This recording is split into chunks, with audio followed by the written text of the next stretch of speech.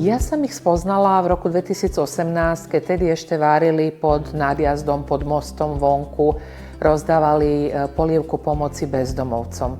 To sú úplne skvelí ľudia, dovolím si povedať, poznám ich už veľa rokov a za každým, keď si poviem, že už ma nedokážu prekvapiť, tak dokážu naozaj a posúvajú tú hranicu, že čo všetko dokážu a ako veľmi sú sa ochotní obetovať. Obdivuhodné je to, že to teda nie je len Lenka alebo Vladko ako manželia, ale to sú aj ich deti.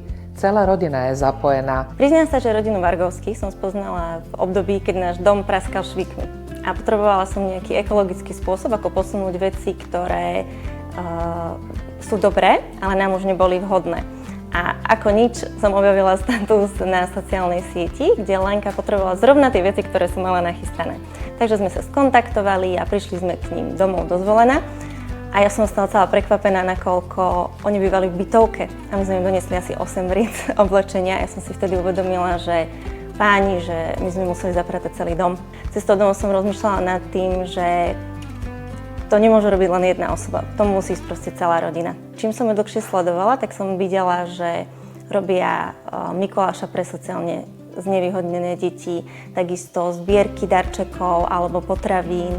Po prípade tiež som si všimla, že robia tú štedrovečernú večeru pre ľudí bez domova.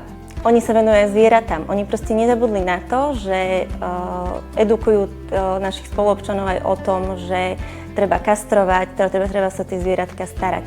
Takže ja si myslím, že svet potrebuje takýchto ľudí, ako sú Vargovci. A čím ďalej, tým viac.